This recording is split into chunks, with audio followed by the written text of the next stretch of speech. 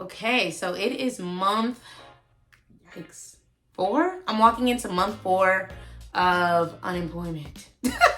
This is my second time getting laid off, and I personally feel like I'm handling this layoff a lot better than I did the first one. So if you're new here, my name is Joshlyn. I am a money coach that teaches women how to invest in the stock market and grow their money with confidence. And I am in the middle of my second layoff. I was first laid off in 2020 during the pandemic, and I was not prepared. I actually used that experience to make sure that I would never be in that same scenario ever again. So since then, I've bought my first home, and I'm getting ready to make money off of this. Okay, period.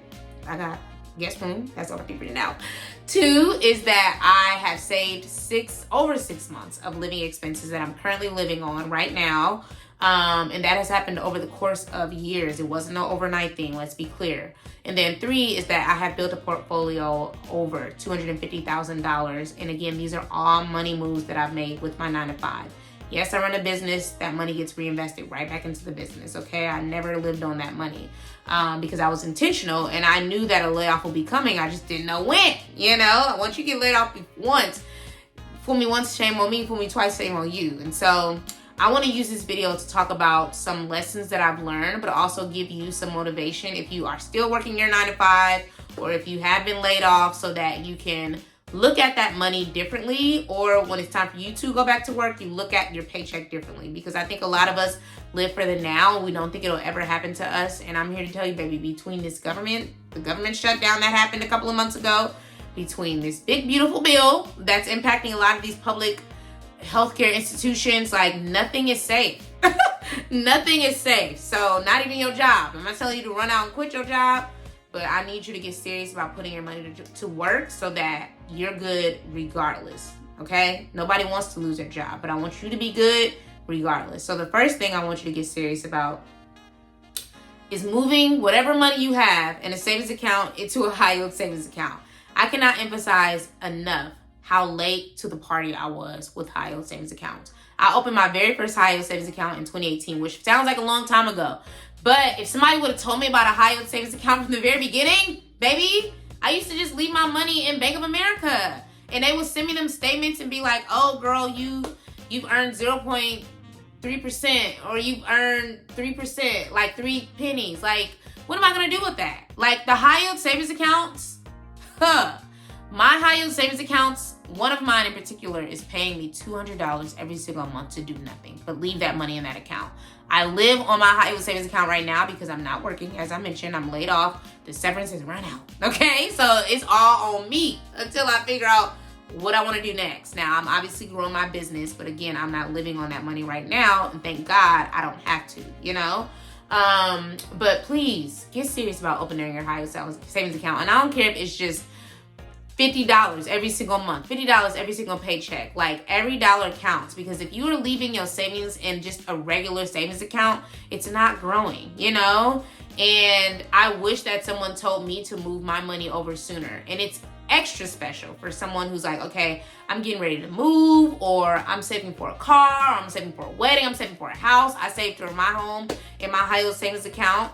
And it was the best decision ever, because ultimately the goal of this is to have more money accessible to take out when you need it, because ultimately you're going to have to use the money at some point. I was very anti, like, oh, I don't want to use my savings, but I'm like, girl, that was the point of the savings. You saved it for OSHIT, which is currently what you're living in. I don't have a job. So, I would say to my younger self, or to someone who's like, I know I need to do better with saving, like, a great way to be incentivized to save is to open a high-yield savings account, y'all. It's free. There's no minimum balance. Just make it a habit. The same way we have to habitually pay bills, habitually start saving in your high-yield savings account. I personally use I use Marcus by Goldman Sachs. If you click my link below, you do get an extra couple of dollars, you feel me? When you open yours, you have to be investing in it. Not investing, you have to be saving in it. You can't just open it and expect to get something from it. You have to put money in there. It's not just the account you leave empty. So that would be my biggest, encouragement to someone who is working, or someone who's planning to go back to work and, wants to get better with their money. Get good with saving, okay? Make that your first decision. Yes, pay your bills, of course, but you need to be paying yourself first. Like, make it a non-negotiable. Like, do not spend that money on hair and nails. Still do those things, but like, make paying yourself first the first priority. I'm telling you what I know, not what I heard, okay? The second thing is to get clear on the life you want to live. Like, for me, these last couple of months, they have been so eye-opening. Like, I've always ran Maximize Money as a business, but this year alone, I've earned more in my business, and it's only, what's today? March when I'm recording this. Like, I have made more money, and March isn't even over. You know, I have hosted my first virtual workshop teaching women how to invest. I've wanted to do that for years. I've done other workshops and stuff, but none of them have been live. I've always wanted to do live because there's something about getting your questions answered in real time. It's something about seeing someone walk you through their investment portfolio. The workshop is called the Invest Your First $100 Workshop, where you literally invest your first $100 with me in real time. Like, the workshop is over, you are now an investor. That kind of, like, we're not talking about it, we doing it. Again, I always say in my videos, investing is not a spectator sport. It's something you have to get in and do. And just like we're great at our jobs, we're great at being mothers, we're great at being daughters, you know, whatever. It's a skill that you learn, you know, and you have to do it. You can't just research and think and prepare, because all you're going to do is feel overloaded with information, and you're going to have analysis paralysis. You're not going to know what to invest in, where to invest, all the things. I take away all of that for you. We focus on one account, one investment type, which is an exchange traded fund, short for ETF, and we do $100. It's your money. I'm not telling you what to invest in. I just give you the education, and you will feel empowered. I'm telling you, you're going to feel empowered to do it. So, welcome to the Invest Your First $100 live workshop. And of course, we'll get a chance to get to know each other a little bit too before we really dive in. So I want to just remind everybody that I'm working towards that, but I think for all beginners and people that are new, like, you should really lean into tax-friendly, non-taxable. It's that. Okay. Reaching out, as well as, I think for me, the goal is consistency, right? So figuring out how this can be a consistent lifestyle versus just a one-off. Yes.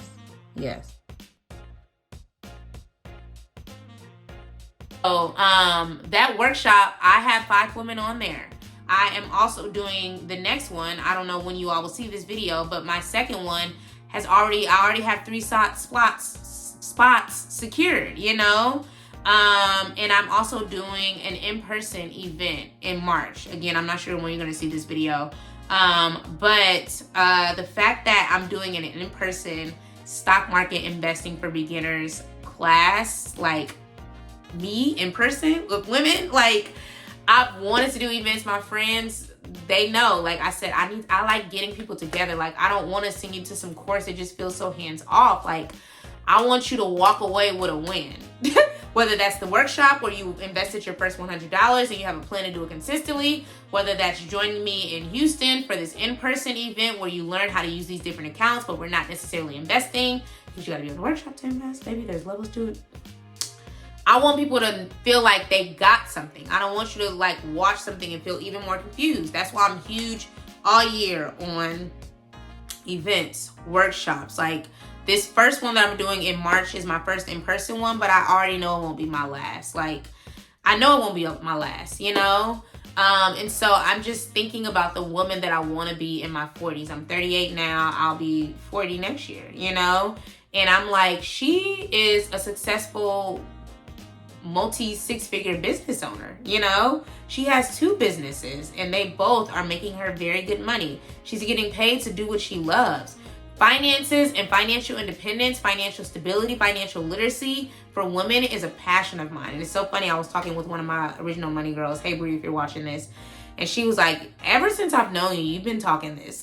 Like, you've been about this and you are really passionate about it. Like, this is your purpose. And she tells me this all the time, and I'm just so grateful because I'm so big on women having autonomy over their lives, having the freedom to do what they want to do, when they want to do it, having the freedom to choose what they want, having options, you know? So if you need to lead that scallywag of a man, if you need to lead that scallywag of a job, like, you're not stuck to something or someone that you've outgrown, which is why money is so important to me, especially as a woman. Because for so long, we couldn't own homes. We couldn't work a job. We couldn't have a bank account, you know? So I'm like, girl, there is no time like the present. So I say like that to say that if you've been thinking about like, I don't know, like learning how to use your skills in a different way, even if it wasn't some skills you learned on your job. Like one of my friends, Shannon, if you're watching this, hey girl, she's so good at like just mindset work, you know, like she will dissect something in 10 minutes that I have been struggling with for 10 years, you know, and I already see her doing something like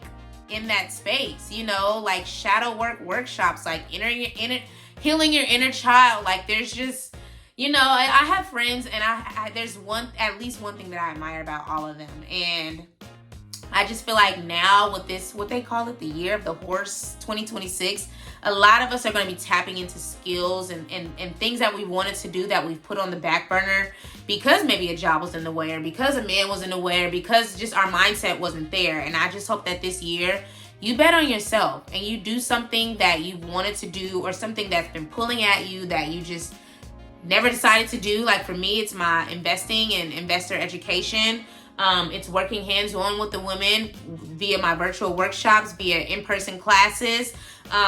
It's going to live abroad eventually at some point this year. I'm looking forward to that. It's something that's already in motion for me.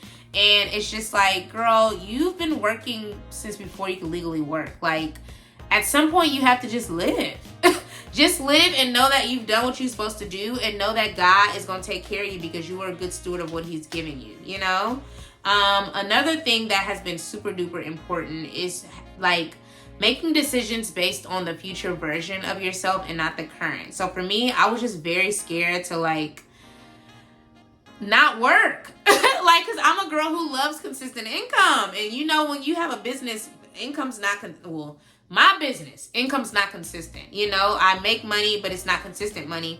And that's something that I'm working through. I'm trying to figure out what that can look like. But I also, again, I'm working on another business where the money will be a little more consistent. But if I was working right now, I wouldn't have done all these things that I've done already. You know, I feel like my content has gotten better. People always compliment like, girl, your content is, I don't know what you own, but the content is contenting. People say that, like the message is resonating. And that's how I was able to reach 5 women for my January workshop, reach 3 women for this March workshop, and we're not even done yet. You know, doors don't close until March 23rd, and so I already know that more are going to be trickling in. Just like somebody joined the morning of the workshop last time. Like, I just love it. And it's just like a reminder that like God works everything out for your good, and like all you have to do is put one foot in front of the other, and honor the future version of yourself. For me, I want to be the woman who's working from Jamaica. I want to be the woman who wants to go work from Thailand for a month. Like, I want to be able to take my laptop and just have that freedom,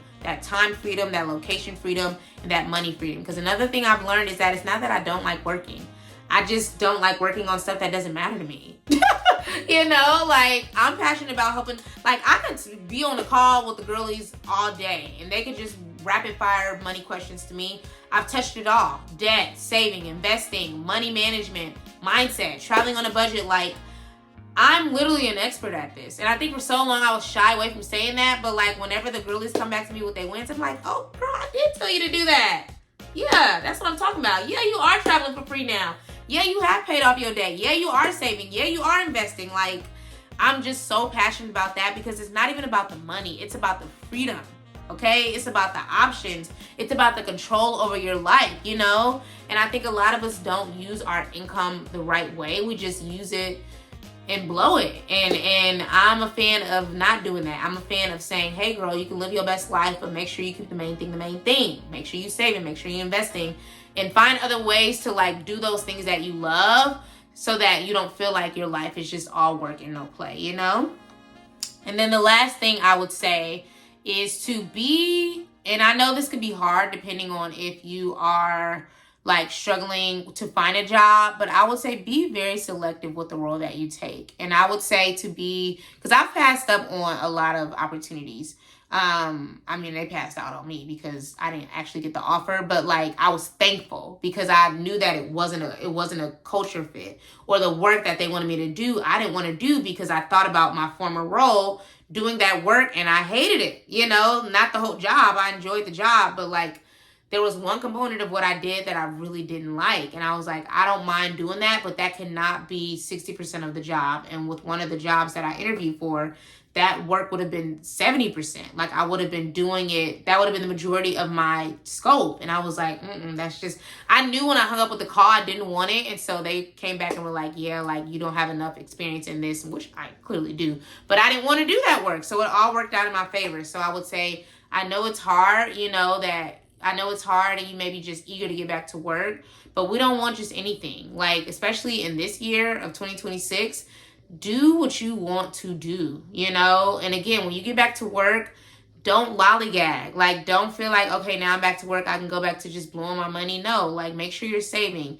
Make sure you're investing in your company's 401k. Make sure you set up a plan to pay off debt. I have a whole debt playlist of how I paid off my $80,000 in debt. There's two types of ways. There's the debt snowball and there's the debt avalanche. I did debt avalanche. But again, all of that is detailed on the playlist, baby. Get serious about the future you and the freedom that you want. Because otherwise you can end up in the same situation, or you can end up in this situation for the first time and wish that you did what you were supposed to do with your money. And I don't want that for you as someone who was there in 2020. I said I had been working for over 10 years and I had nothing to show for it.